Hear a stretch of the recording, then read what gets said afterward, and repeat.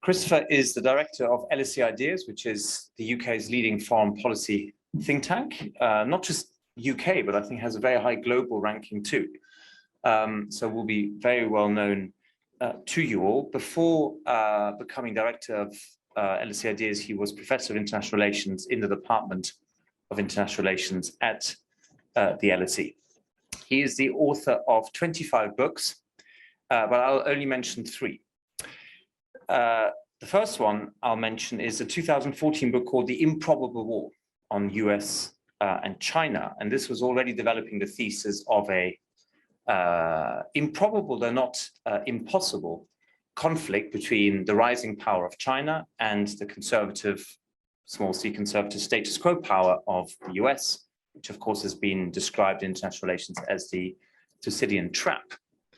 And that was before Graham Allison wrote his book. In 2019, Christopher published The Rise of the Civilizational State.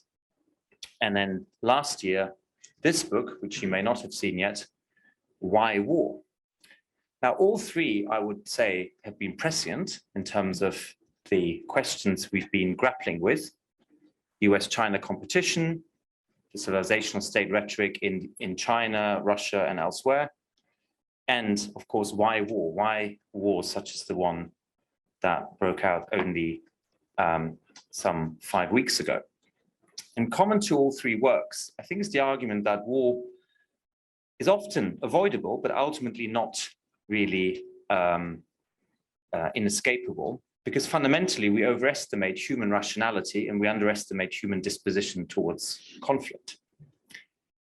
I don't know whether Christopher will develop some of these ideas, though I suspect it may be part of the keynote we're about to hear. But I was very struck by a lot in this book. I just want to read one quote, which is in the introduction, from none other than Trotsky, which you may have heard before, but the quote goes as follows: "You may not be interested in war," Trotsky wrote, "but war is interested in you." And I think that is a I think quite apposite remark, just as we're living through today's events. But I'd like you to join me in welcoming our second keynote speaker, Christopher Cook. Thank you very much. Is this on? Yes, okay. Thank you very much, Adrian. Thank you very much to Telos for the chance to come and share some ideas with you. I regret you didn't actually introduce me as from the London School of Economics. I thought I said that it was LSE Ideas. Oh, and well, political okay, science okay. is the important Well, position. that's the important one. But I only mention this because Fernando this afternoon was talking about Arnold Toynbee. And I was hired by a fellow called Fred Northich, who is quite a distinguished diplomatic historian of Russia, who had applied in 1938 for a job at Chatham House to work with Arnold Toynbee. And by the time he arrived for his interview with Toynbee, he had been offered a job at the LSE. He'd applied for 2 at the same time, and he was definitely going to take the LSE job. And Toynbee was a man who wouldn't allow others to speak. He spoke at great length. And finally, there was a kind of hiatus in the conversation after 50 minutes. And he said, "Well, thank you very much, Professor Toynbee, for telling me about this job. Should I be offered it? But in fact, I have just taken a job at the London School of Economics," with which, of course, Toynbee was familiar because he'd been a research fellow there in the early 20s. And he looked very dismissively at Northich and said, "Where?"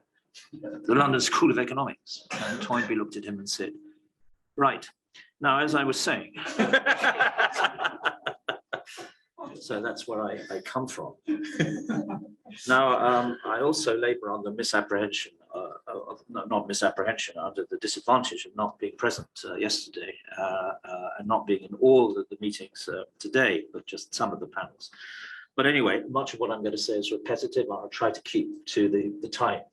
Fortunately, there is a clock here. What time am I supposed to end? Shall we say about 20 minutes past 6? That's rather late, but anyway, let's see how I get there.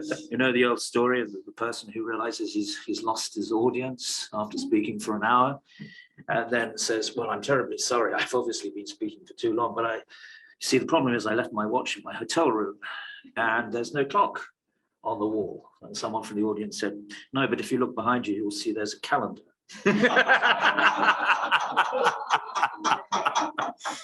Sorry, please stop me, Adrian, if I go beyond that. Now, as someone said this morning, in the very first panel I attended, it's not very often in history that we find ourselves living in a moment of historical consequence and understanding that in real time. And I think we are witnessing the redrawing of the geopolitical map, possibly into two blocks, one Western and the other Russian and China, an axis, two different ideological ecosystems. If you want, I think, to grasp what that may lead to, you just have to listen to Putin's TV address to the nation 20 days into the invasion of Ukraine, which was telling when he talked to the need for self-purification, for putting Russians back in touch with their soul. The Russian soul has a depressingly long history, as you know. He talked of a war on the Western way of life. And what does he mean by the Western way of life? Yes, gay rights, obviously, but particularly gender. He mentioned gender specifically. And one of the reasons he hated the Obama administration was that all the people who made Russian policy were women, and he thought this was a deliberate provocation. So you're dealing with a known, not an unknown quantity, but someone that we haven't come across before. As a famous Italian said once, if Neville Chamberlain had met Attila the Hun would have left a great impression on Neville Chamberlain, but Chamberlain would have left no impression on Attila the Hun. So we are dealing with a type of politician that the Europeans in particular have no understanding of whatsoever, and that is one of the problems that we deal with. But it's not Putin who's the figure who frightens us ultimately. Once this war is resolved in one way or another, it's Xi Jinping who casts the longer shadow, because he seems to be, according to him, leading his country to the end of history. It's an idea that he would probably share, but he would deliver an unexpected punchline. It's the communist one-party state that will end up as the world's most successful capitalist economy. And that is a punchline that was not in the Fukuyama version. Now, there's a growing consensus, I think, that we are likely to see the emergence of a Russian-Chinese axis. And if you want a date for that, you can choose many, because it's been discussed since 2017 at different times. But I would say historians looking back might choose the date of November the 29th, 2021, on the eve of Biden's Democracy Summit in DC, when the Russian and Chinese ambassadors published for the first time a joint statement reaffirming that they were trying to aim for what they call a polycentric world order in place of the present dollar-denominated world order, which they consider illegitimate because it's underpinned by Western military and economic power. And it has no place, of course, for the idea of universal values, which they consider to be a conceit of Western exceptionalism. And it will allow societies like China and Russia to revalue their own values, to use a Nietzschean title. And whereas the nation state, which they abominate as another Western invention, places emphasis, they claim, on economic and military power and on the hardware of international politics, the civilization state will emphasize cultural values as the software of international politics, and principally the principal currency of the new polycentric order. So software, by the way, isn't soft power. They don't have this concept of soft power because Chinese values are not for export, Russian values are not for export, except within the Russian-speaking world. Now, what is this civilizational state? It's based, of course, on the idea of Russian and Chinese exceptionalism. The only other country that claims to be exceptional in the world today is the United States. Jews, of course, claim to be exceptional as the chosen people. So their exceptionalism goes back a very long time. Spinoza famously said, this made it very unpopular in his synagogue, we have to believe that God loves us as much as we love him, because there's no evidence for it in the historical record. But what we find in Russian exceptionalism, you will find in the autobiography of General Mikhail Gromov, the last Soviet soldier to leave Afghanistan in 1988. And the title of his book is very revealing, The Three Lives of a Man.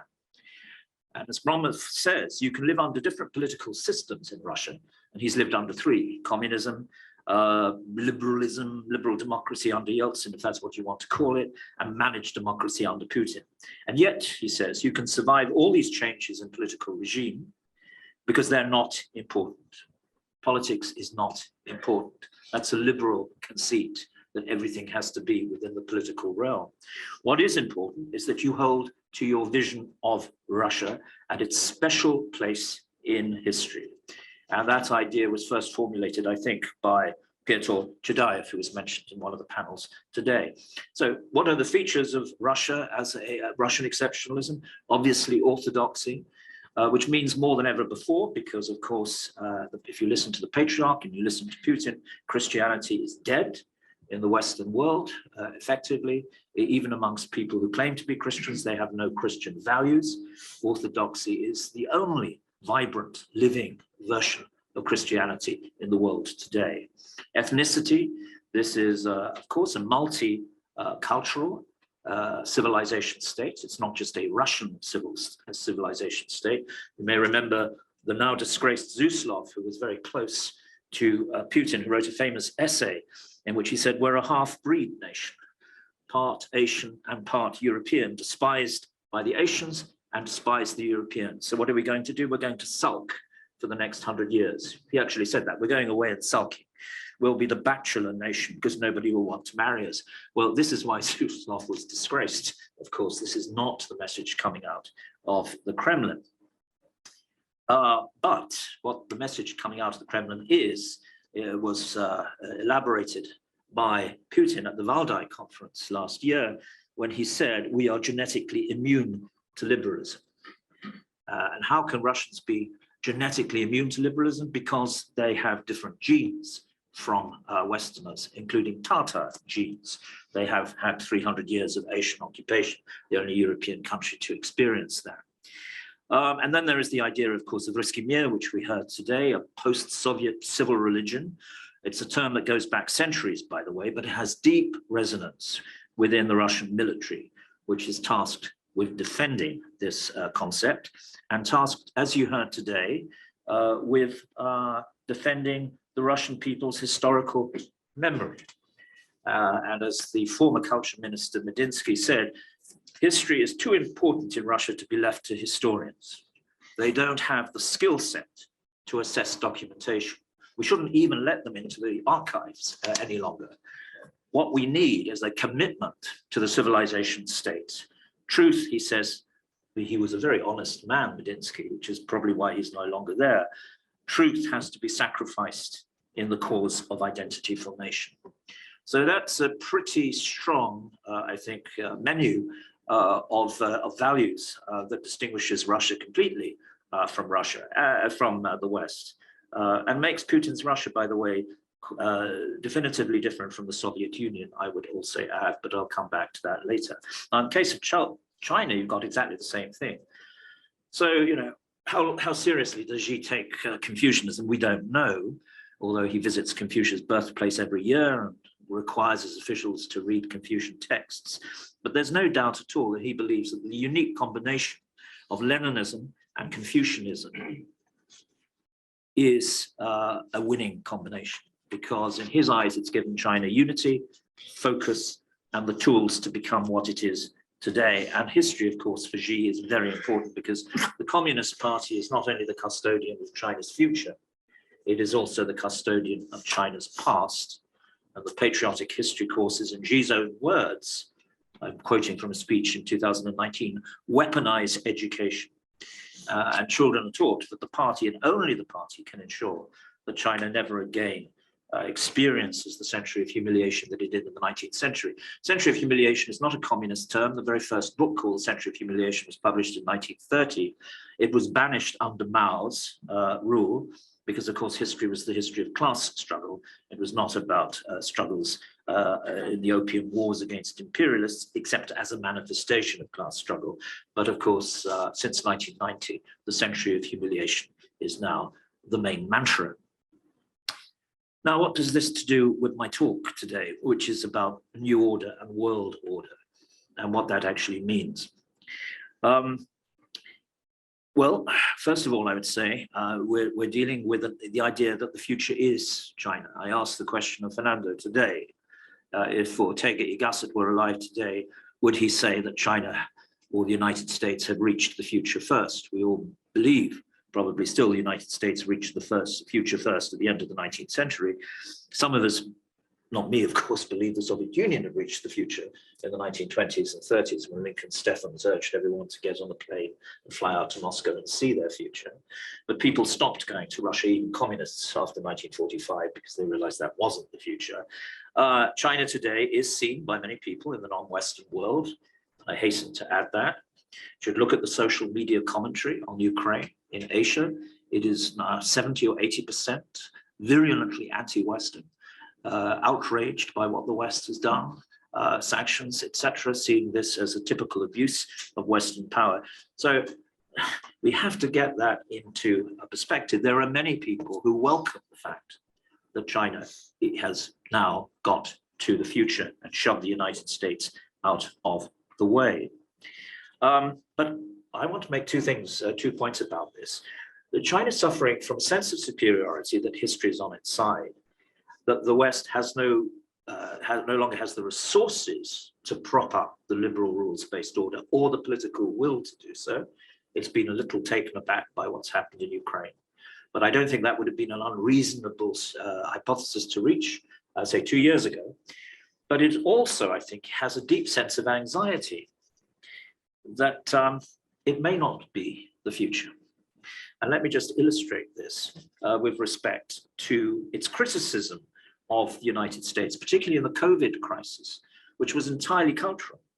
And it was a criticism of income inequality, racial divisiveness, particularly the Black Lives Matter movement, which was, this idea was hammered home night after night on Chinese television.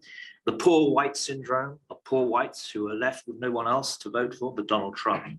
This is an idea that America's problems are not sociological. They cannot be resolved by a more enlightened administration. They are a reflection of the nihilism at the heart of Western civilization. Rampant social individualism, the commodification of sex, the commodification of politics and the commodification of power, and above all, the alienation of youth manifest in protests in American universities and cancel culture, and a generation that topples statues and has very little regard for the ancestors being extremely important, of course, in China, as they once were in this part of the world.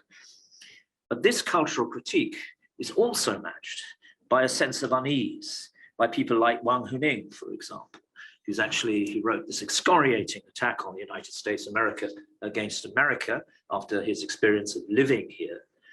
But he has also said most recently that China is in danger of being infected by the same Western disease, and that the party should be worried that America's trajectory may be China's future. And what's he talking about? The fact that the wealthiest 1% of Chinese now own as much of their country's wealth as the wealthiest 1% of Americans do. The fact that the Gini coefficient is worse in China than it is in the United States. The fact that Chinese high-tech companies are as independent as the high-tech companies in Silicon Valley, and the fact that the young are alienated too, very pessimistic about their future, as revealed in polls frequently, and the collapse in fertility rates, and the disappointing progress in undoing the effects of Mao's one-child policy. All these reflect a generation that has no real optimism about its future. Now, the Chinese are cracking down on this. It's very dangerous to be a billionaire in Xi's China, as it is actually to be an oligarch in Putin's Russia, unless you're living in London or Cyprus or somewhere else. And of course, he's cracking down on the high-tech companies. So they're trying to reverse what they see as a series of social trends that were threatening to take China in the same direction as the nihilistic United States. The other point I would make is that this is also a Russian discourse. At Valdai, Putin insisted that Russia had developed a herd immunity to extremism as well as a herd immunity to liberalism. And he had in mind the anti-vax protests in the West, and at that time, of course, the violent scenes against lockdowns in Austria and the Netherlands, and even Switzerland. In other words, there is this idea that Russia has escaped the nihilism of the Western world.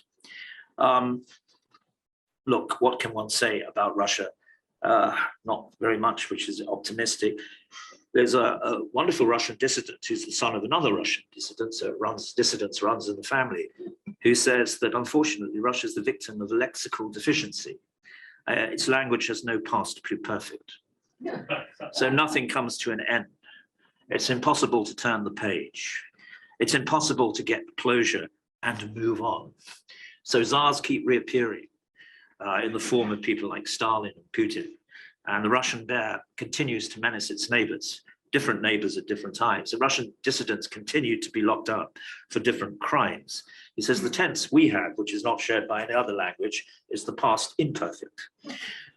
The point is, in all of this, that we are dealing, I think, with a civilizational discourse, which is carried out by the regimes, and I wouldn't call them governments, the regimes that are in power in Beijing and in Moscow. And this ironically comes at a time when Western civilization is seen to be in terminal decline. And remember, one of the reasons that Putin invaded Ukraine was that he seriously believed, and probably still does believe, because his courtiers haven't told him otherwise, that the West is in terminal decline. Xi certainly believes that to be the case. And what evidence does he have for it? Lack of self-belief. So we had a discussion today, is Western civilization a civilization? And what is a civilization?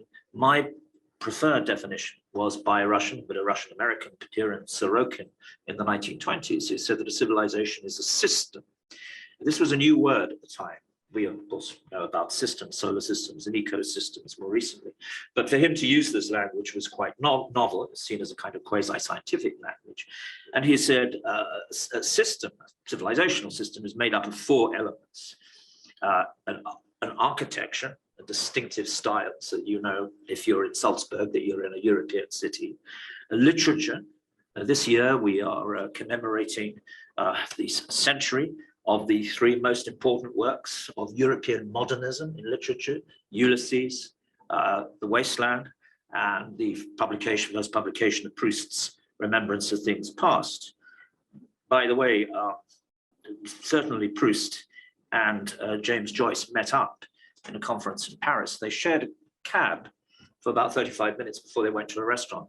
That should have been one of the great interesting conversations of all time, but apparently they just squabbled over whether the window of the taxi should be up or it should be down.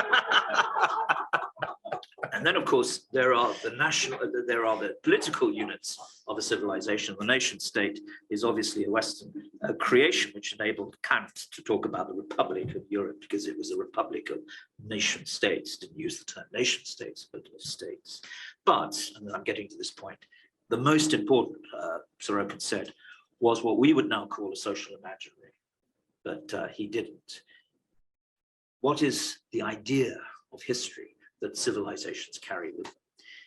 And the idea of history which Western civilization carried with it after 1870 was the importance of the market, Adam Smith's hidden hand, and also the importance of liberal, not democracy so much, but the importance of the citizen. And we had a discussion of human rights today, but one always forgets that the Declaration of Human Rights was the Declaration of Human Rights of the citizen, because the French revolutionary regime did not believe you could have human rights unless you were a citizen rather than a subject of the country. I was saying at lunchtime, I'm delighted to be a subject and not a citizen, but that's my problem. It's not yours. But if you genuinely believe, as so many Western historians do, particularly American historians, that their entire civilization is grounded on imperialism and slavery, and that the ancestors are to be despised and hated because they were malign and wicked, I don't see what element of self-belief you can have in all of this. When Saul Bellow was doing some research for one of his books, he discovered that in the 18th century, 2 slave ships had been launched. One was called the Social Contract, and the other was called the Voltaire. Voltaire gave his permission for his name to be used. Rousseau wasn't asked, and we don't know whether he would have given his permission or not. I wouldn't be surprised if he did. But this is the point. If you denounce classical music as racist, if you have a professor in the classics department at Princeton telling his students that they should be ashamed that they're reading classics because the Greeks are a bunch of racists, no wonder that the outside world looks in and says this is a civilization that is in decline because it has no self-belief. We believe, of course, as hopefully Democrats and liberals, that we should be critical and self-critical, and that the correct teaching of history gives us the tools to criticize the versions of history that we have been told, the versions of our ancestors. But you need a little element of self-belief in order to be constructively self-critical. If you have none, you will just be critical and destructively so. Anyway, that's the end of my little speech here. Now, what does all this mean for world order?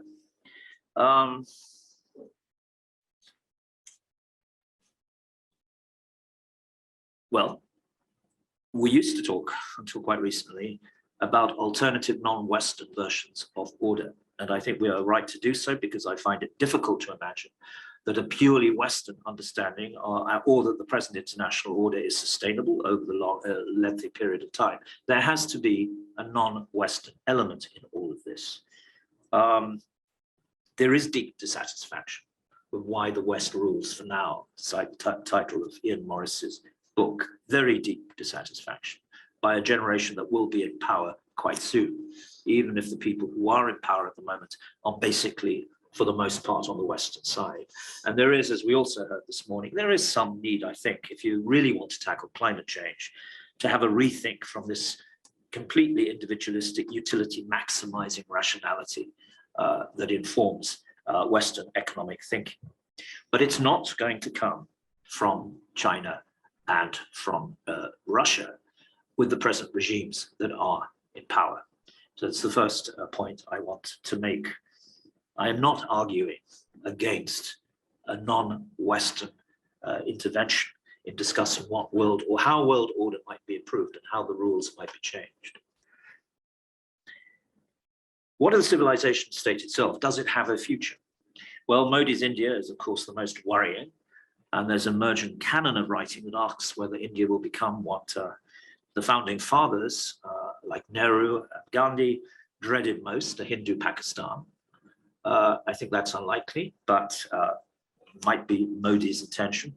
We discussed this morning, we touched on Erdogan's Turkey. It's another attempt at a civilization state which has stalled and failed. The Neo-Ottoman project hasn't gone anywhere in the last 10 years. We can discuss reasons why.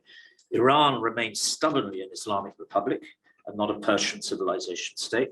That was the state that the Shah, the late Shah, in a desperate attempt to legitimize the Pahlavi dynasty, wanted to make Iran. Indeed, he told the Iranians that they were racially different as Muslims because they were Aryans. So he was even playing the ethnic card. It's not a card, but the regime in Tehran plays. Islamic fundamentalists are interesting because, of course, the dream of restoring the caliphate will remain.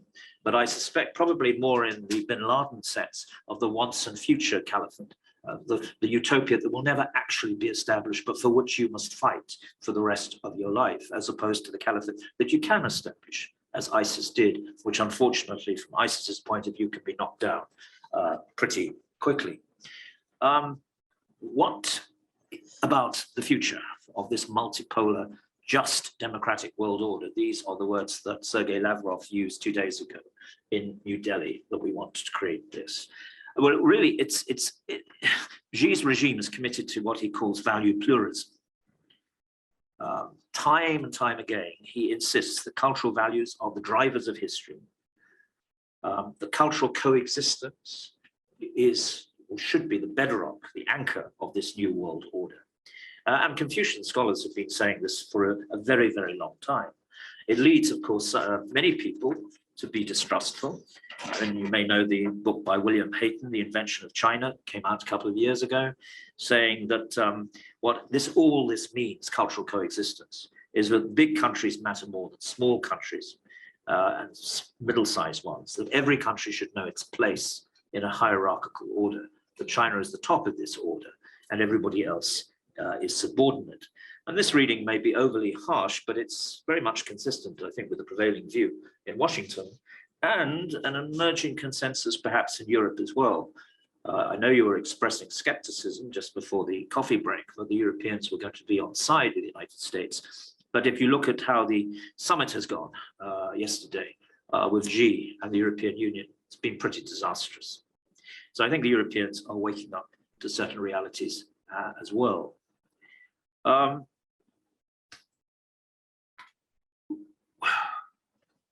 I want to end on time by saying that I think we've gone beyond the discussion about order. I think, to take up a word that was used in the last session, we are perhaps talking about chaos. That is what the civilization state is going to deliver us, chaos, not a new international order, or even an informed debate about how the present international order could be restructured and reformed from a non-Western perspective, of course. I just want to end with two observations. One, the speech that Putin gave in a rare public appearance in Valdai last year, where he said that, and I quote, "COVID had shown that international order is fragile. When you least expect it, things come along and upset your plans and your hopes for the future. That chaos, not stability, is the historical norm. The liberal societies cannot cope with chaos. They're obsessed with imposing order. They love political solutions. Russia, for example, invented the frozen conflict. It is a wonderful wheeze. I mean, there are 6 frozen conflicts at present, and you can switch on a conflict when it's to your advantage and switch it off, of course, and have peace when it's also to your advantage. The frozen conflict is a concept which is completely un-Western. You either resolve a conflict or you walk away from one, as we did in Afghanistan some months ago. In this respect, I think it's very important to understand that Putin's Russia is not the Soviet Union. The Soviet Union preached order and hated chaos, particularly chaos within the Soviet bloc, but he didn't much like chaos outside the Soviet bloc either, when it threatened the nuclear balance between the two superpowers. It loved peace. It was actually promising eternal peace, a world of peace. The peace of socialism, of course, of the international proletariat, peace on its terms, but still it preached peace. For Putin, the world is a wild west where the strong dominate and the weak know their place. And that is just the way it is. And you may say, oh, well, that's just Russia, which is a declining power, as we all know, economically, politically, and as Richard Sakwa was saying today, culturally and spiritually as well, which is perhaps the greatest catastrophe of Putin's ill-judged strategic move. But what should worry us is that this is also a growing Chinese perception as well. So the Chinese may talk about polycentric world orders with their Russian friends, but the reality may be rather different. And I go back to Wang Huning, who introduced Xi, apparently, to his favorite science fiction writer, who I know was mentioned in one of the sessions. Yes, absolutely. And the second volume in the trilogy, called The Dark Forest. And the reason why he recommended this book to Xi Jinping was that he said the Dark Forest, essentially describing the world that we live in. In this science fiction work, the universe is a very bleak place indeed. Matter is finance, hence the power of one alien civilization can only be increased at the expense of another alien civilization. In other words, politics in the universe is zero sum. And the enemy is ever present. There is always an enemy. There is no such thing as a peaceful universe. And those of you who know the book, the story, The West, sorry, not the West, but the Earth has a 400-year warning that the aliens are about to arrive and has to do something in that 400-year period. This is why in China today, the only 19th century writer who's really held in any respect is not Karl Marx, but Carl Schmitt, because that's precisely, of course, the argument he was making back in the 30s. And I will finally conclude at 6:10 by saying this is a very disturbing vision, because it suggests a world in chaos is a world without social norms. And a world without social norms is a world which is lawless. And I'll just quote Emil Durkheim: "We are moral beings to the extent that we are social beings. And when we stop being social, we cease to be moral too." That is why we have to have an international order. That is why there has to be an agreed idea of how you coexist with cultures or ideologies different from your own. That is what we achieved in the Cold War.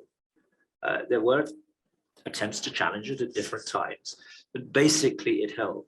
There was a kind of moral regime, particularly ruling out the use of nuclear weapons, except for the defense of existential defense of your own country. And that has changed because the nuclear debate has changed as well. So this is the dangerous world that I think the civilizational state is delivering to us, not an alternative world order.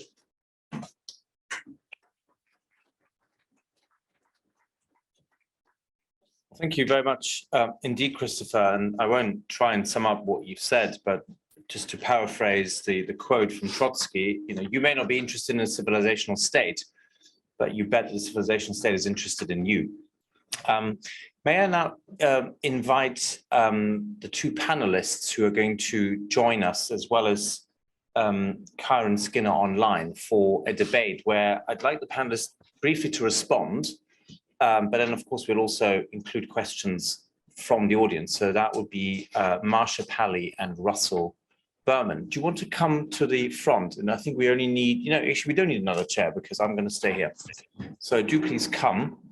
I don't think anyone needs any introductions, but I'll do them anyway. Russell Berman from Stanford University, Marcia Pally from New York University, Kiron Skinner, who already joined us for the previous session. So very briefly, some thoughts, comments, or questions on Christopher's keynote, and then we'll bring in the audience as well.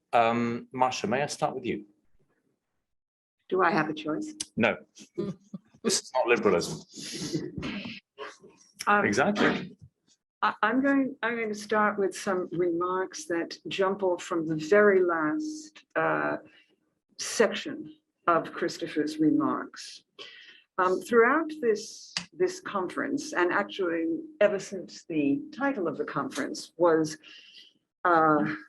released, I've been wondering what these terms mean, civilizational states and liberal empires. I would like to distinguish between two things. One is a dynamic, changing, messy culture with subcultures, subcultures, individuals who improvise and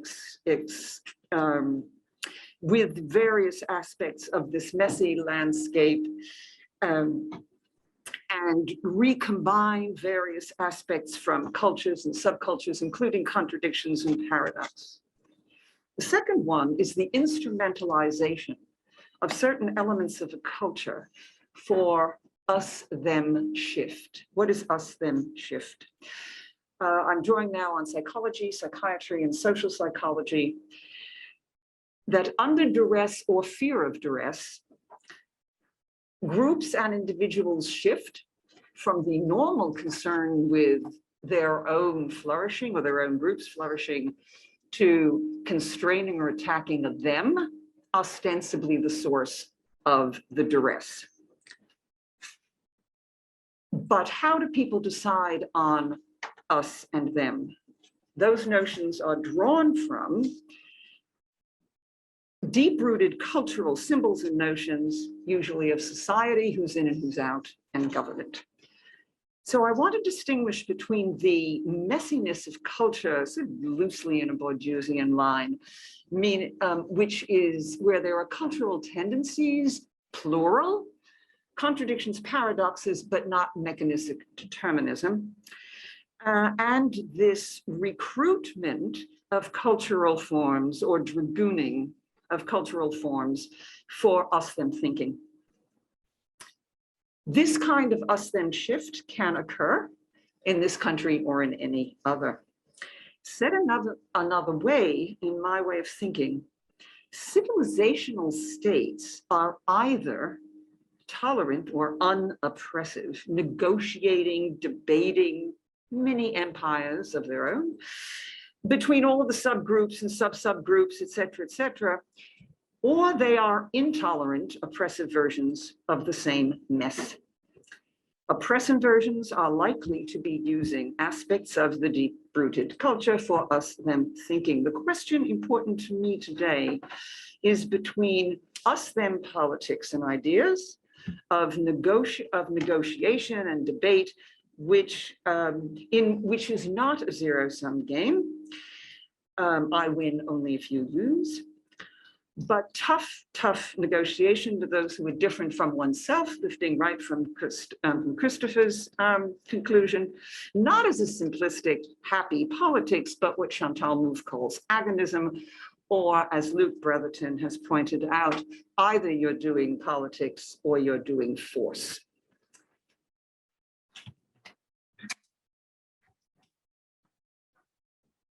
So this difference between us-them thinking and this messy cultural but productive debates, agonism, can occur in domestic policy and foreign policy, or their interaction. If one has us-them thinking in one arena, it is likely to bleed into the other. It is true, as Adrian has said in his comments, you might not be interested in war, but war is interested in you, that others may find us-them thinking useful. And one may find oneself drawn into it. For me, this is tragic on two accounts at least. One, because of the destruction, violence, and pain that often ensue from us-them thinking. And secondly, because us-them thinking rarely resolves the original duress that spurred the us-them thinking to begin with. Therefore, the original duress, be it economic or status loss or way of life or a sense of humiliation, that duress endures to prod more us-them thinking, which then sends us right back into the vicious cycle and is a recipe for violence and destruction. Thank you, Marcia. Russell and then Kiron. Christopher, thank you for that talk, which was eloquent and encompassing and appropriately bleak. I agree, we're at a juncture in history. We're millimeters away from tactical nuclear weapons in Ukraine, medium-range missiles from Kaliningrad to Warsaw, to an invasion of Taiwan, or Lord only knows what between Iran and Israel. All of that is very, very realistic right now. So all of the junk that we've been talking about these past months, should Disneyland be involved in sex education, all of that's going to disappear. That's going to, yeah. The trivia of our existence may be wiped away in tomorrow's headlines or the day after tomorrow. What I want to address briefly, quickly, would be the remark Christopher made early on about the popularity of the Chinese and the anti-Western sentiment in the social media in the third world. Why are they on Russia's side? Why? I don't have to elaborate the connection between Russia and China, that's clear. I think China has been enormously successful in insinuating itself in the developing world. It can offer Belt and Road goodies without raising nasty questions about corruption and human rights. the way the West does. That's their advantage. We sound like school marms, and they give bribes, and that works. We could reflect on human nature at that point, but I will move on. Where this is particularly noteworthy, of course, is in the Muslim world. China is engaged in the genocide of the Uyghurs, but explicitly the Muslim world has refrained from criticizing because China can come with Belt and Road goodies and supply bribes to authoritarian states. At the same time, second point, we are engaged in this pathological self-flagellation as a culture, as a Western culture, particularly an American culture, perhaps in Europe as well. A good deal of the anti-Americanism, and what you talked about is a version of anti-Americanism, a good deal of anti-Americanism is an American export. It's the Hollywood interpretation of US history that turns into anti-Americanism when it is repeated verbatim in the developing world. Part of that is the dynamic of American liberalism. Part of that is, of course, the business model that makes Hollywood dependent on China. We don't need the People's Daily. We already have Hollywood studios. The absurdity of the degree of self-flagellation came home to me, in particular, during the BLM riots, protesting the history of slavery. I get that. Why they also tore down the statue of Ulysses S. Grant a block or two away from my home, that is the leader of the anti-slavery army, is unclear to me. Now, is this just ignorance, kind of the cinna moment from Julius Caesar? Or is this a hostility toward history as such? Anything that is a kind of cultural revolutionary moment. We can't have a history because our history is thoroughly corrupt. And then finally, I think China, maybe to a certain extent Russia, especially China, has had an advantage in the world because, as I was saying in the earlier session, of the congenital clumsiness of American foreign policy. The fact that the leadership in Riyadh and Dubai would not take phone calls from Washington is stunning. This is not just a minor incident that deserves to be buried. The alliance between Riyadh and Washington goes back to the Roosevelt era. And we had to wait for this democratic president to break that and to turn Saudi Arabia into a pariah state. And then when that president wants a favor, right, surprised that they won't pick up the phone. This is with SAT scores like this, you couldn't get into any kind of college, right? This is the level of stupidity is just enormous. So where do we go? Would need a more than another conference to come up with an agenda, but somehow the culture has to develop a sense of self-respect. Not jingoistic, certainly with the capacity, with the recognition of the need for self-criticism, but a degree of, Marcia talked about psychology, with a degree of primary narcissism that says it's okay that you are. Right now, the lesson of higher education is it's bad that we are, and progress comes from our obliteration.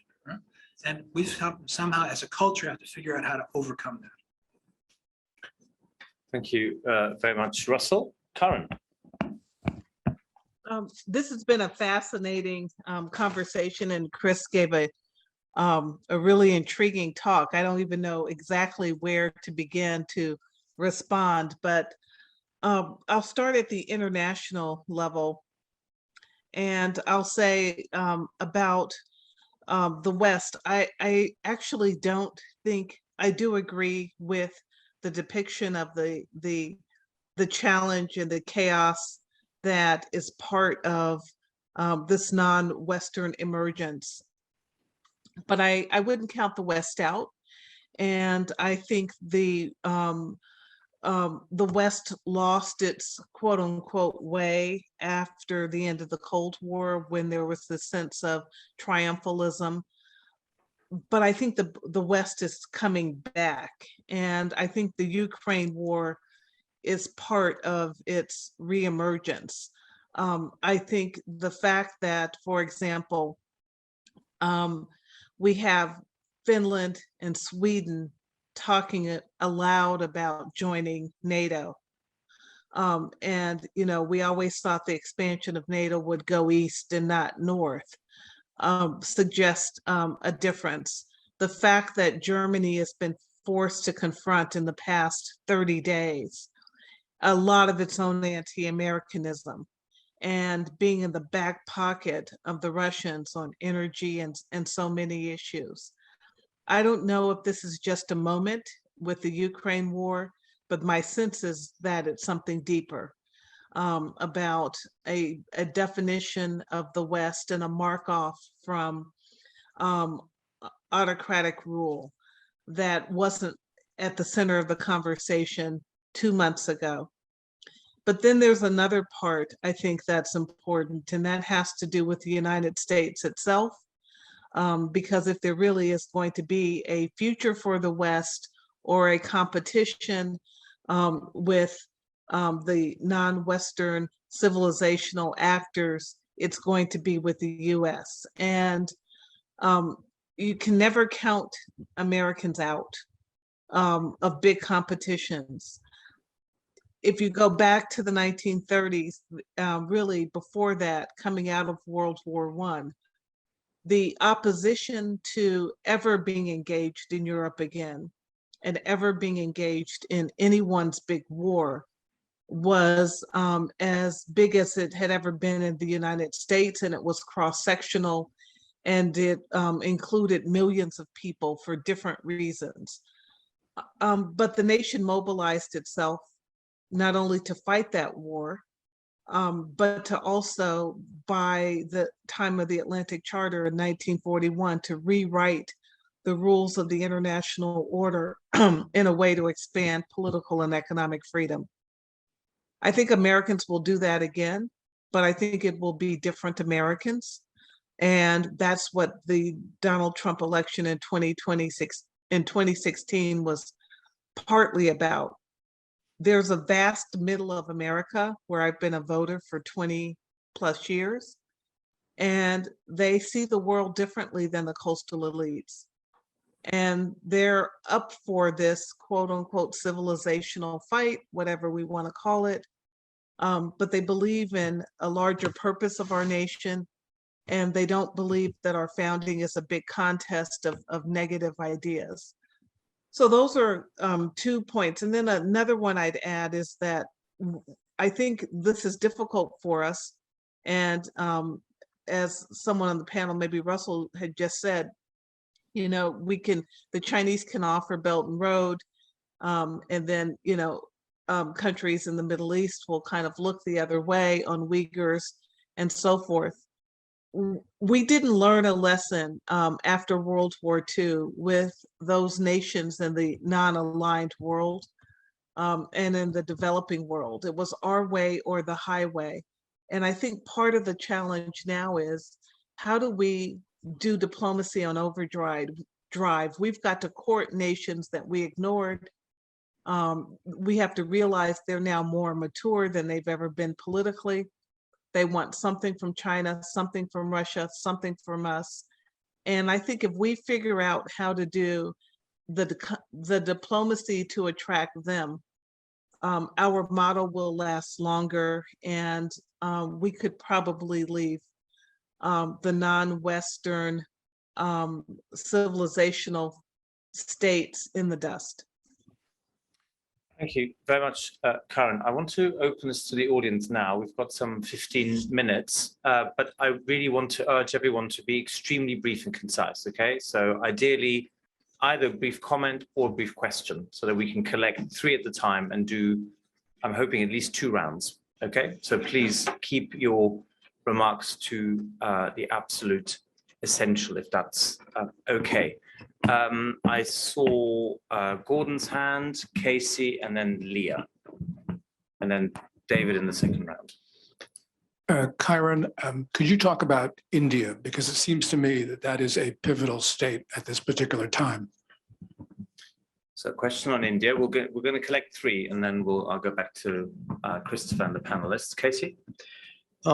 Thank you. This is for all the panelists. I had been meaning to ask this question for a while, and that actually kind of came up throughout a lot of these discussions.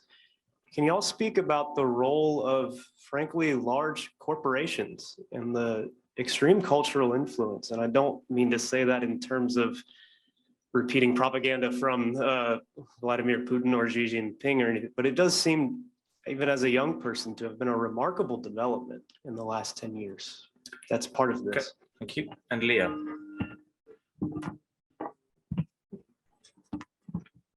Thank you for the amazing presentation and panel. So maybe for Christopher, a couple of hours ago, I was in another panel and I was talking about the decline of the Western civilization. That's something that you mentioned today. I'm very, very curious about it. If you wanna, you said something like lack of self-belief, but if you wanna mention another factors. And also relating to Kiron's point of view, do you think that the West can re-emerge, that we can stop being in some sort of decline? Thank you. Christopher, may I turn to you first? Also, if you wanted to respond to anything that's been said by the panelists. Thank you, Adrian. No, I think the panelists' observations are spot on, I think. The question was decline of Western civilization. Okay, this declinism is a Western invention. And most civilizations don't have this narrative of decline. It comes for us with the great ontological rift, which is the decline of the Roman Empire. Although when I was learning about this at university, we no longer use the word decline, we called it the transformation of the Roman Empire. I don't know, if you'd asked people who lived through it, they might have had a different understanding of transformation. I mean, in Britain, we went back to Iron Age conditions, but Britain was particularly badly hit by that because it had never been particularly Romanized to begin with, but other places survived. Anyway, let's not talk about that. It is a Western discourse of decline. We're fascinated by the decline of Western civilization at certain times. I don't think the Indians are kept awake at night thinking about the decline. Dynasties in China come and go, but dynasties survive. And for China, the ontological rupture is not, by the way, the conquest by two non-Chinese dynasties or non-Chinese peoples, because they always have this ability to assimilate their conquerors. But it was the fact that the really troublesome nomads were the ones who came from the sea, not across the Great War, because they could not become Chinese. And for the first time, the Chinese came across a people who thought they were superior to the Chinese. They'd never come across this before. And that was the wake-up call. It was an ontological rupture of great significance, which makes the century of humiliation a very resonant in the minds of young Chinese in reading their patriotic history textbooks. I don't think the Western civilization is in decline. But it is certainly transforming. And I wrote a book, you didn't mention this one, called The Twilight of the West. The Twilight of the West, yes, which no one has ever read, except for Russians, except for Russians and Serbs, because I think they loved the title. They didn't really understand the argument, and they probably went no further than the cover of the book. But it was in the chief nationalist bookshop in Belgrade in 1999, during the bombing of Belgrade by NATO. Everyone was flocking to buy this book. Apparently, so I'm told. Can I just say one thing about India? Of course. India's torn because on the one hand, it distrusts the British still. You know, they don't regard the Raj, the British moment in their history, 150 years, as a great moment, to be frank. And we have a prime minister who has no understanding that we are loathed and generally disliked. But Indians, being also very inclusive people with 3,000 gods and everything, you know, can include the British in their history, but have no particular reverence for that moment in their history or pride in that moment in their history. So they're not going to have Americans coming to them and telling them about clashes of civilizations or, you know, the China-Russia axis, and you've got to be involved in this. I mean, look at their response to AUKUS, the pact with the US, Australia, and the UK. What they refused to get involved in it. They were very critical of it. They thought it was Anglosphere, typical. We remember Howard, the Australian Prime Minister, saying we're the deputy sheriff. Well, who would America's deputy sheriff be in Asia if not an English-speaking country? This is what they found rather patronizing. They also want to be the big Indian Ocean naval power. I don't think they've got any hope against the Chinese, by the way, but they want to be the big Indian Ocean naval power. And so they want to be one step away from us, but they also fear China. They've lost soldiers in disputes with China. Lives have been lost. They have a residual affection for Russia because it was so important in their non-aligned status, and because arms-wise, they rely still on Russian supplies. How residual that will be, how long it will survive, I don't know. I think the Indians want to play their own game. The problem with India is that it doesn't do strategy. No self-respecting country would allow itself to be surrounded, as it has been, by enemies. They are so concerned to maintain their own internal unity, being the diverse country it is, the most diverse country in the world. They've succeeded against the odds. They don't really have much time to think of geopolitics and strategy, except perhaps in military academies. It's not something that keeps their politicians. It's not a big domestic debate. So India's in a very, very curious position here. I don't think they'll go for China at the end of the day, but I don't think they want to be a client state of the West either. So may I turn to Kiron, because you asked about India as well, and then if Russell and Marcia also want to comment on any of the questions, and then we'll go for a second and final round. Kiron. India is an important country to think about, and I know Russell's trying to begin to get us thinking about India in terms of the Middle East, and he's done some workshops and writing through Hoover on this matter. I think we always have one eye on India, and we are not sure what it's going to do. I half agree with Chris and what he said, but I do think we are trying to figure out how not so much to contain India, but not let it get too far away from us. I think that's the Quad. I think the re-terminology or the new terminology around this idea of Indo-Pacific is a nod to India's role in the Pacific world. And that is more than just a name change. That has also influenced in DOD and in state and in the COCOMs, how we really think about India's role in particular. And the whole Indo-Pacific is about including India. And that name change is the beginning, I think, of a deeper policy shift. The fact that the Quad is now institutionalized and from a Democrat to a Republican administration, and it's now at the leaders level. It's not a NATO, but it's something below it that's really important. I think is a signal more about India than the other Quad members, Japan and Australia. The fact that there is a Q2, a Quad 2, that includes India as well, along with Israel and the UAE, along with the US, signals India's importance in a region that we haven't looked at it as a critical player before. I think we will see more of these kinds of quads or partnerships that include the country as a way to keep our eye on it. I don't think we have developed much beyond what I've said, but that's a lot. As you know, for the entire Trump administration, Gordon, the State Department did not have a Senate-confirmed Assistant Secretary for South and Central Asia. It's a little hard to develop an India strategy when you lack leadership at that kind of profound level. On the last question, which was about, is the West in decline, I think. I agree with the speaker. I hadn't heard it that way. The West loves to talk about its own decline more than others do. But I think that rhetoric does affect others as well. I don't think the United States is in decline at all. I think what's unique about the US is something that Tocqueville talked a lot about in his observations, that we play out everything in a very loud way in the public square, and which makes us look weaker than we actually are. I think the West is, or the US in particular, it's on its way back to a kind of cohesion and strength that it's lacked for much of the new century, because it was consumed with a global war on terror and some other domestic factors as well.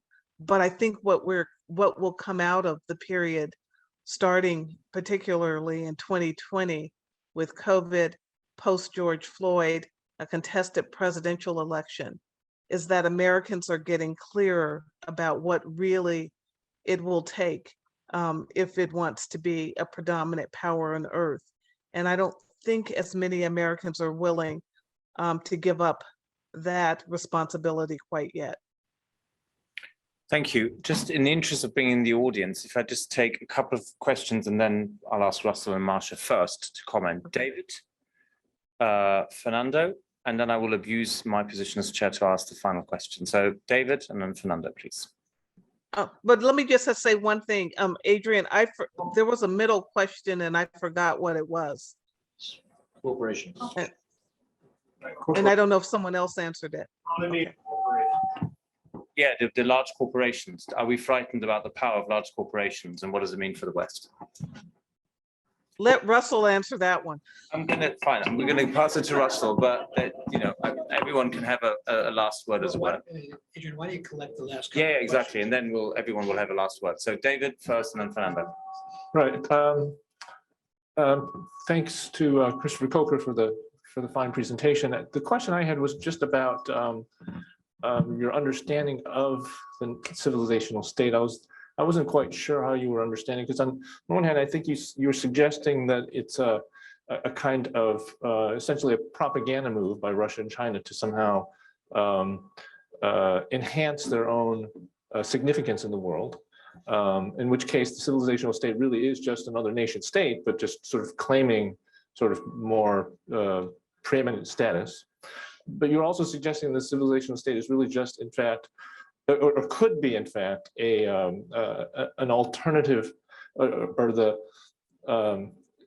it's a stand-in for an alternative vision of global order that would replace the nation-state order with some other way of I guess, dividing up the world into, you know, I guess one example with that would be thinking about like the Islamic world as sort of a transnational type of culture that would have that would define a different notion of sovereignty in a sense, right? So that would be a second notion. And finally, you talked about the civilizational state is really just a force for chaos, right? And so in that sense, it really has no concrete meaning, but it really just is a kind of spoiler of, I guess, global order. So I was a little confused about which way you were going with what the civilization state means. This is a question for Christopher. We are in New York, so tell us what's wrong with the Brits since Brexit, because there you have a political elite class, rift, the old Tories kicked out. All the warnings were there. If you do this, you're going to be less important, less significant. So how do you see Britain in this vis-a-vis the US, but also how do you see, what would you like to share with us? And we will not tell London. Okay. Okay. I want to just put one question to the panel, and that is there a tension between the West as a geopolitical community since 41, essentially, since the Atlantic Charter, and the West as a civilizational community? And if that's the case, long term, can the West generally prevail against China without India and Russia, which are part of the wider civilizational community, even if geographically that then stretches the notion of the West? So that would be my question to the panel. I propose we go in the following order. Marcia, then Russell, then Christopher, and if Karen wants to come in, I'll see whether she raises her hand and reappears on the screen. Marcia. I'm going to. Oh yes, sorry, do you need a microphone? Thank you. Sorry, thank you. I'm going to comment on two things, corporations and David's civilizational state question. Large corporations are large and powerful and in many different directions. And they weigh in on many different issues and for many different purposes. For example, in Bloomington, Indiana, when they passed the discriminatory laws against the LGBTQ communities, it was large corporations as well as mid-sized ones that said, no, you don't, or we're pulling out. And they exercised their considerable corporate clout on behalf of to allow anti-discrimination laws protecting LGBTQ communities. This was not a gay marriage issue. This was an anti-discrimination issue. On the other hand, large corporations regularly extort and exploit workers. And on the third hand, proverbially, large corporations, especially social media and internet corporations, are abused for bullying, and so allowing bullying and disinformation, and also allow women in developing economies to actually, it's a lifeline to develop small businesses and make a living. So corporations act multifariously around the world. And that makes them part of this messy cultural, subcultural, subcultural, debating, negotiating entities on the planet. And so I would say, like any other entity, insofar as they operate in us-them thinking, then we have a component of that recipe for violence and destruction, in contrast to, again, what Luke Brotherton calls politics, or Chantal Mouffe calls agonism, this tough, messy, non-Pollyanna-ish debate and negotiation with people who are different from yourselves. And that applies to corporations as well. And then there was a question of the civilizational state, which I think was directed to Christopher. But I'm going to say again, just briefly about it, that states, civilizational or otherwise, can again be characterized by politics, negotiation, tough workings out of how different people can not only not kill each other, but flourish. Or they can be characterized by various totalitarian or oppressive mechanisms. Totalitarian mechanisms can be cloaked in the world civilizational, but it doesn't make them non-oppressive. And so I would invite this distinction between this messy but quite wonderful political, cultural debate from oppressive mechanisms, and that would apply to states, whether they call themselves civilizational or not. Thank you very much, Marcia. Russell? So on the India question, I think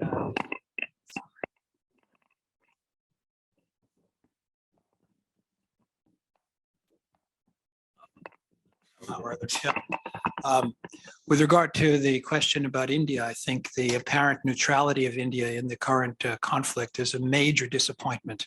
The United States, ever since the development of the Quad, had hoped that India would be a linchpin of the so-called Indo-Pacific,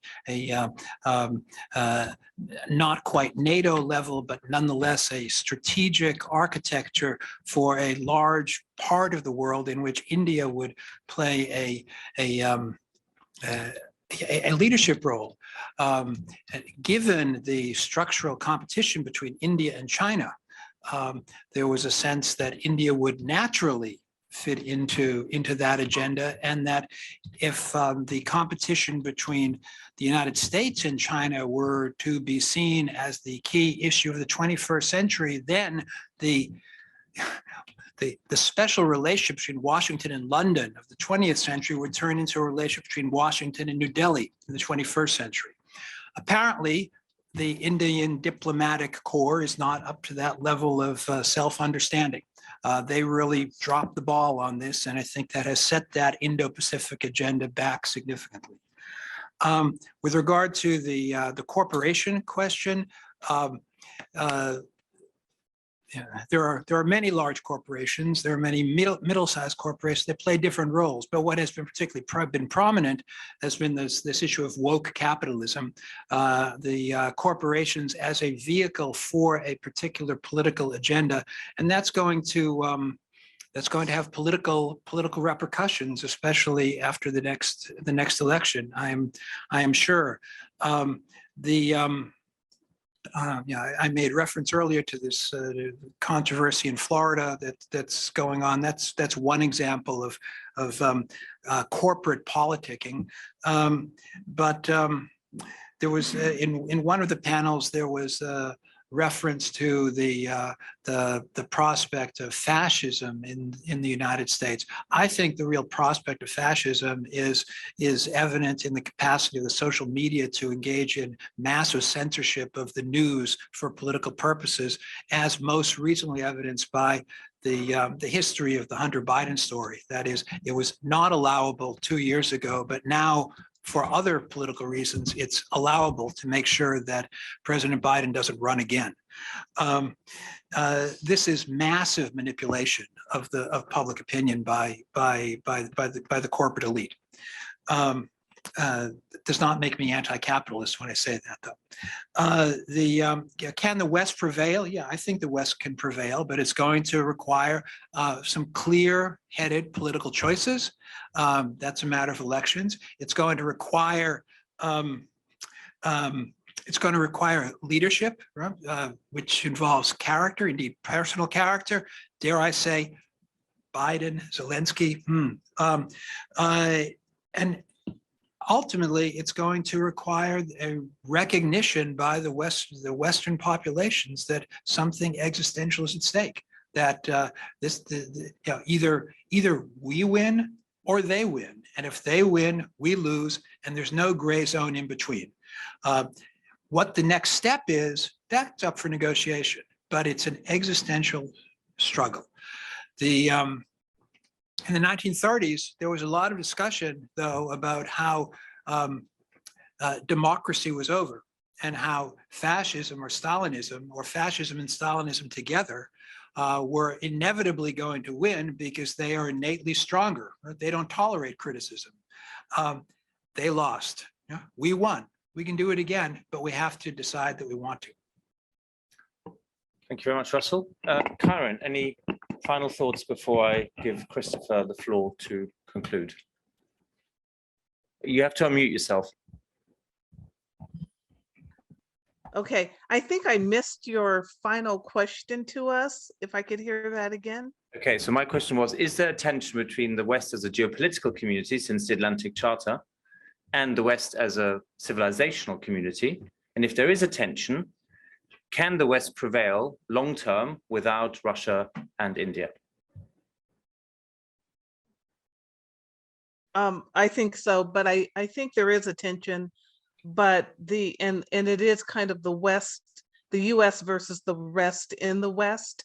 And what Ukraine has done for us is to begin, I think, to bridge that big divide that was happening well before Donald Trump talked aloud about pulling out of NATO. I think the West is finding its way back to itself, as I've mentioned, and that the price of freedom is pretty high, and that there's a lot of work. There's more discussion about sovereignty, the core principles that grew out of the Peace of Westphalia in the past 30 days than I've heard in many, many years.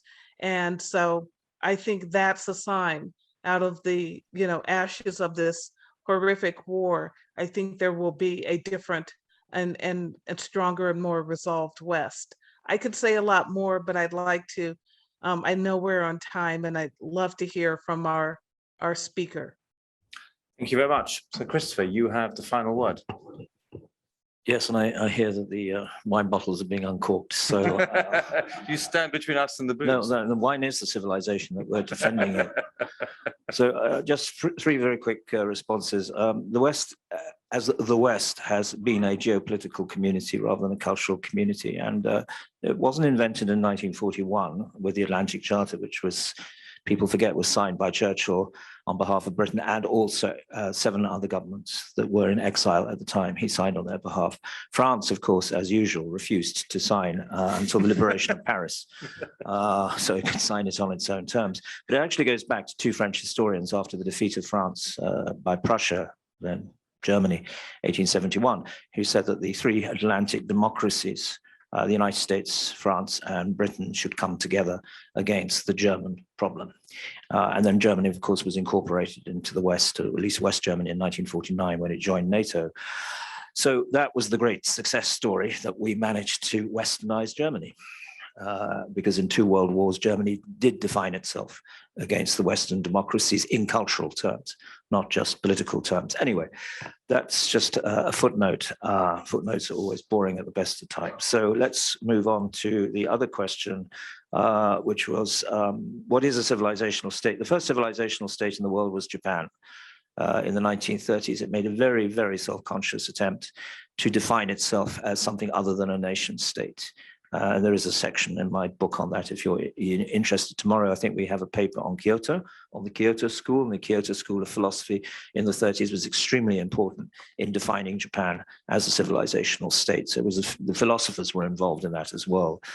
Basically, as Samuel Huntington said, it's been mentioned a lot of times today, some civilizations are actually delimited by statehood. So Japan is a civilization that is a state.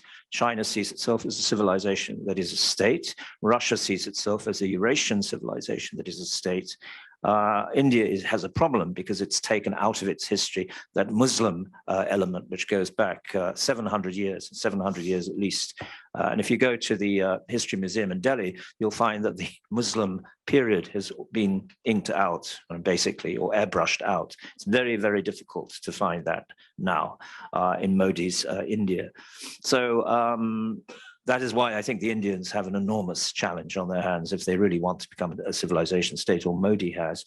Muslim is an objection to the nation state as blasphemous.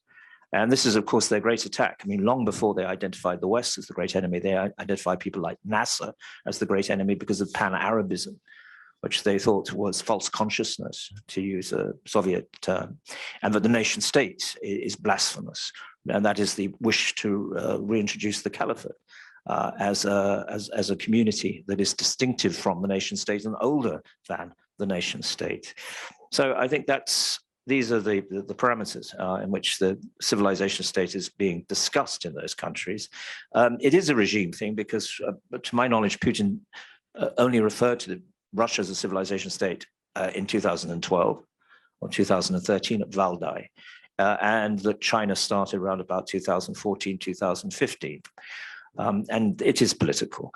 But to be fair to them, I'm not actually saying they're producing chaos. I'm saying that the moment when they could have had an open debate with us on the reform, as they would see it, of the international order has come to an end in Ukraine. And that it's quite clear that Russia now is what Michael Mandelbaum called it, a spoiler. Basically, you know, the fairy godmother who you don't invent to the wedding, and she comes anyway, bearing gifts that you really don't want. And finally, on the most difficult question of all of the day, on England, well, Heine famously said, and Heine was famously Anglophobic, that if the North Sea ever swallowed up England, it would die from terminal indigestion. So I think that the Europeans have always been very skeptical, and we've always been very skeptical of the Europeans.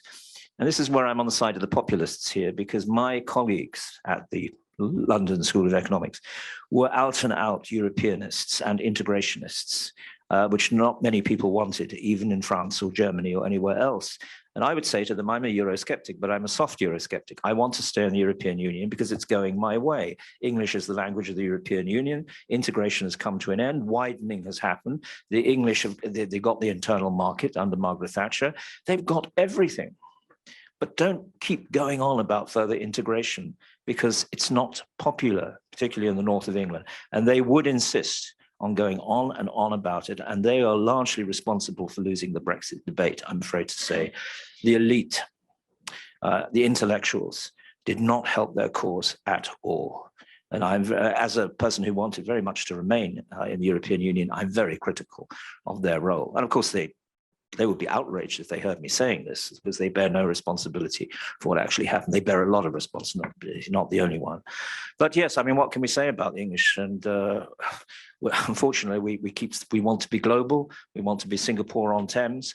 And we look back to that wonderful 19th century when we could patronize the Europeans. And we've ended up with Liz Truss rather than Lord Palmerston. Lord Palmerston, and this is my final remark, who was once was greeted by the French ambassador who wanted to flatter him, made the mistake of saying, "My lord, I want to assure you that if I were not a Frenchman, I would wish to be an Englishman." And Lord Palmerston said dismissively, "Sir, may I assure you that if I were not an Englishman, I too would want to be an Englishman." On this, please join me in thanking our keynote speaker, Christopher Coker.